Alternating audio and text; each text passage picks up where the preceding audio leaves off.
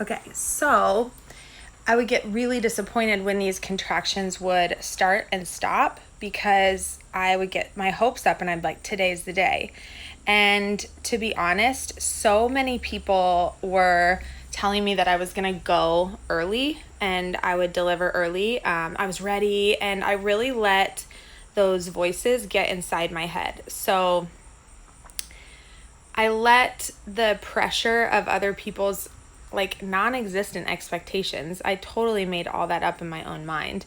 But I let that get to me, and I started getting really stressed out and down on myself. And I am somebody that doesn't want medical intervention. And so when talk about induction started happening because I was going to be overdue, I just let that get really scared. And so I was kind of in this weird mental headspace of having contractions, expectations of other people, and expectations of myself. So then Monday, I kind of was at the peak of all of that, getting really worried. And then Tuesday morning, I woke up, and I don't know if you guys remember, I went live that day, and I was just feeling so amazing. I totally summited the mountain, and I was on Tuesday morning, I was feeling so connected spiritually. I had let go of all these expectations.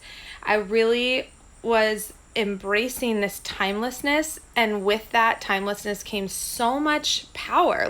I had taken back my power because I wasn't connected to what I thought my delivery should look like, or what it should feel like, or when it should be, most importantly.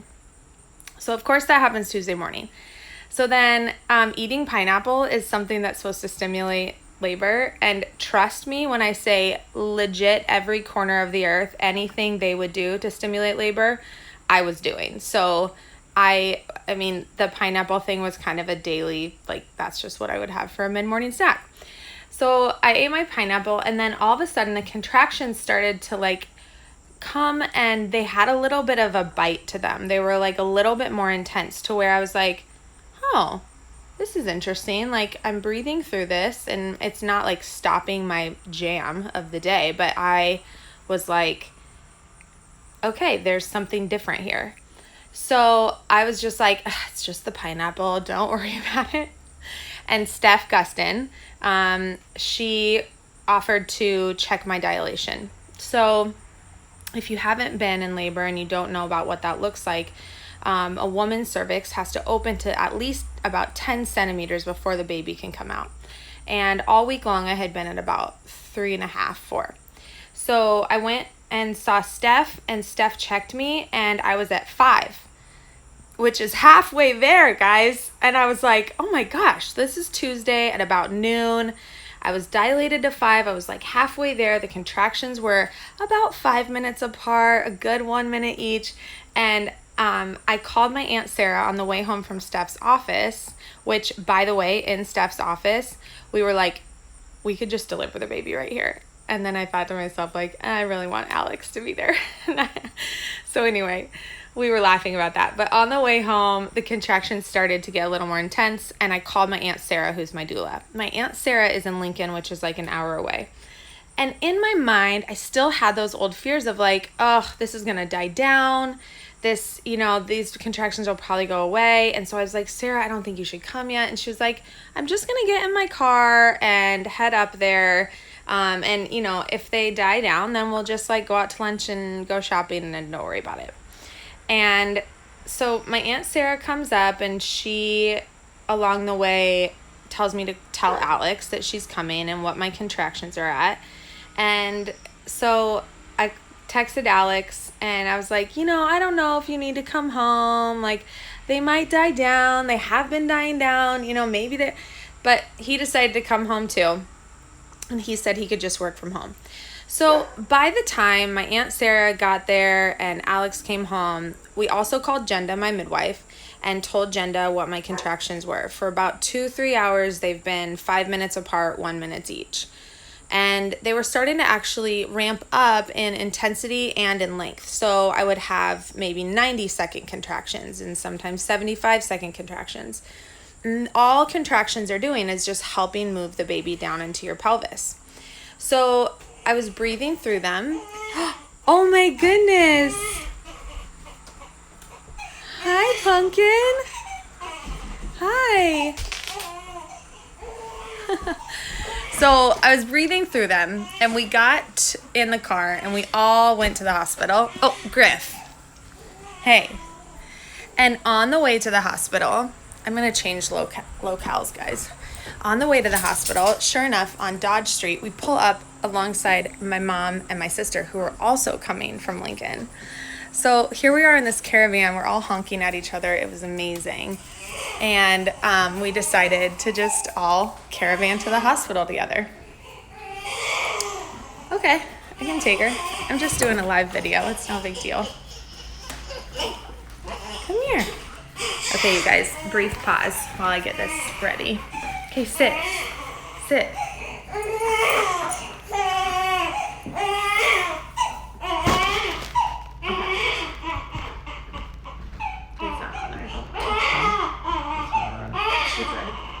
She's ready. You did a good job. But it's okay, it's not on there. Okay. Okay. I'm just talking about you. Yeah. Oh. Yeah. Yeah. Here you go. Okay.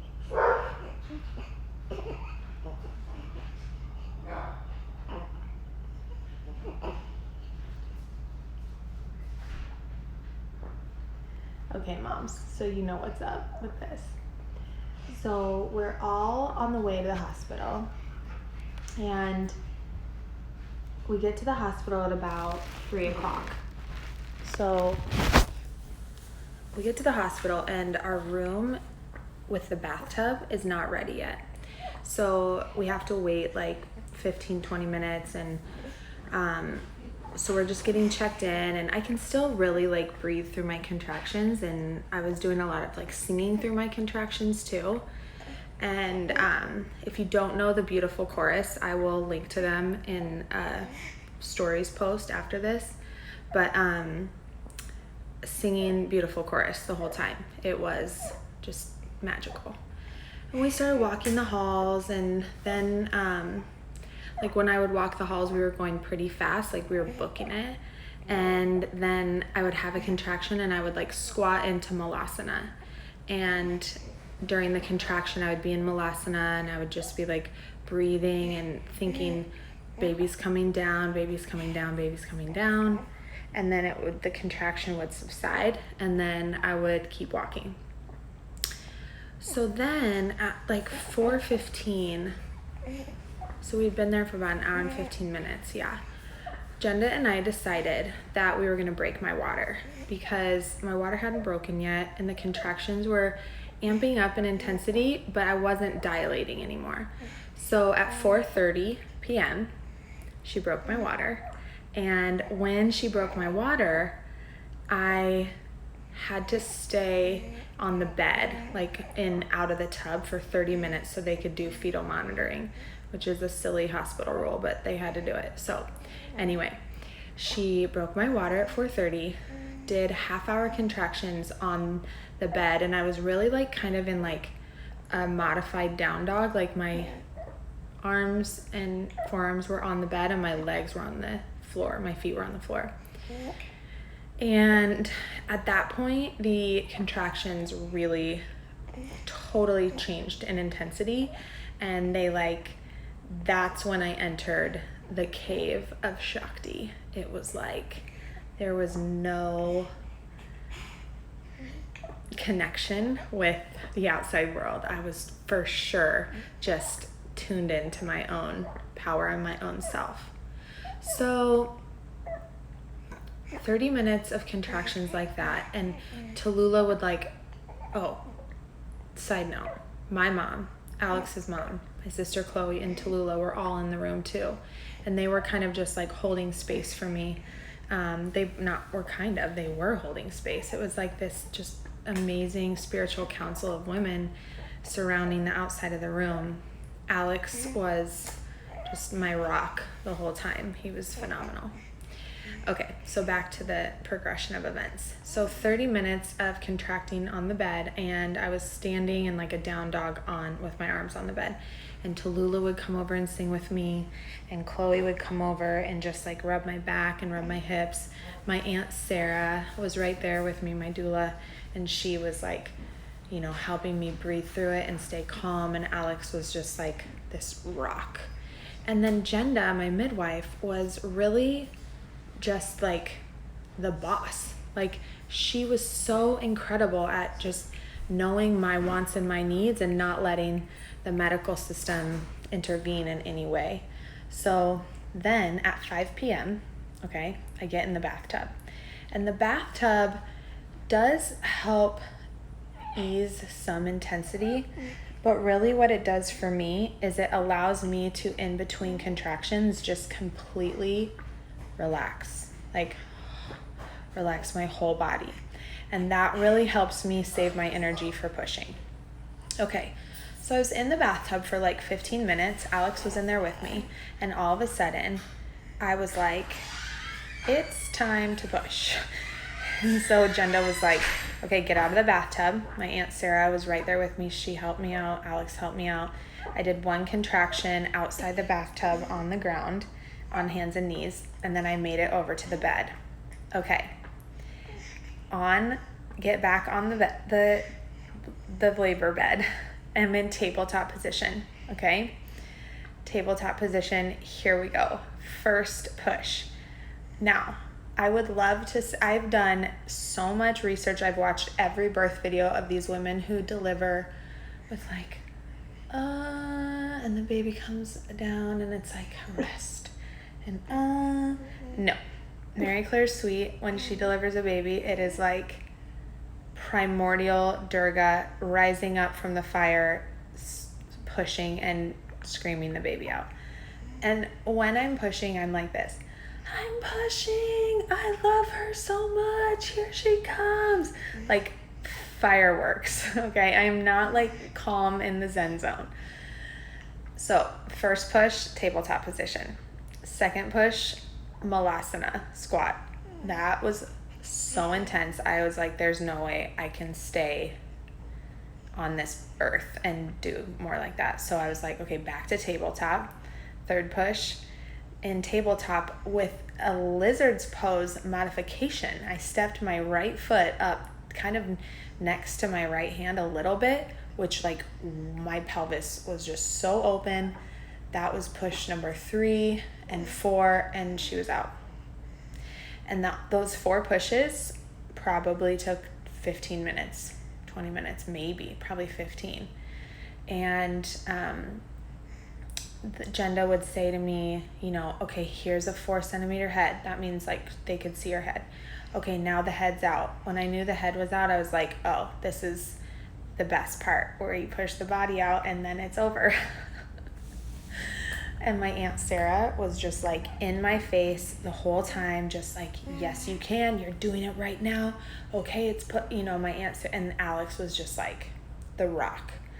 So my connection to reality and staying on this planet. And then she was out.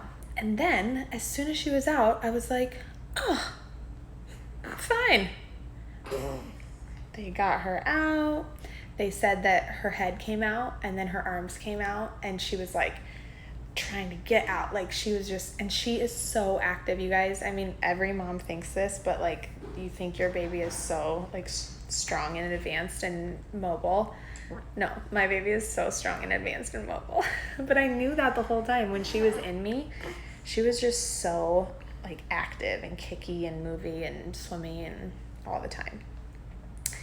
So it was a few moments later that then they put her on my chest, and she still had a lot of vernix on her, which I was so happy about, because that's just like so good for their little skin to keep it on there as long as possible. And then we just started to try to nurse, and Alex and I just fell in love with her, and we had, 20-30 minutes of it just being us in the room, and it was just magical. I'm so in love. And that's it. And then when you're done, you're so high on endorphins and adrenaline that you're just like, okay, what do you want me to do? Where should we go? What needs to happen? I'm in charge. I feel awesome. And so just rewind a little bit. When I was going from the tub to the to the bed, that's when like my mom and Alex's mom and Tallulah and Chloe left the room. But come to find out, Anne Sweet actually did not leave the room and did stand behind the curtain and watched the baby being born without anyone else knowing. Not me, not anybody else. And then as soon as she was out, she went out and told everybody, which I love about my mom. I mean, she is just the queen of the world. And if you need courage, just think about Anne Sweet. So big shout out to Alex Hook, my beloved husband, who has just been the most incredible help to me and father to Tallulah already, and now father to his little twin, Marigold. And he has made this postpartum recovery just easy as pie. Like the first couple days, I just did not even leave a bed. But I feel amazing, you guys. Like if it wasn't for the fact of knowing how important recovery is, like I would be at yoga, I'd be walking, I'd be like maybe going for a run. I don't know. Just because I feel so good. My pelvic floor feels amazing. My uterus feels amazing. My womb feels good. Like I feel amazing. She's eating like a champ. Clearly, you can all hear that. She is has gained back all of her birth weight. She came down the birth canal so fast that she had a little bit of bruising and swelling on her face like the first couple hours, and that's all gone away. She has red hair. Hi, there's your red hairs. And she's so funny. She just makes these faces, and like I know all moms are like this, but you just look at them and you're like, oh my gosh, that was funny, and that you mean this by that face. And so we're just in love. We're so happy, and I just feel so good.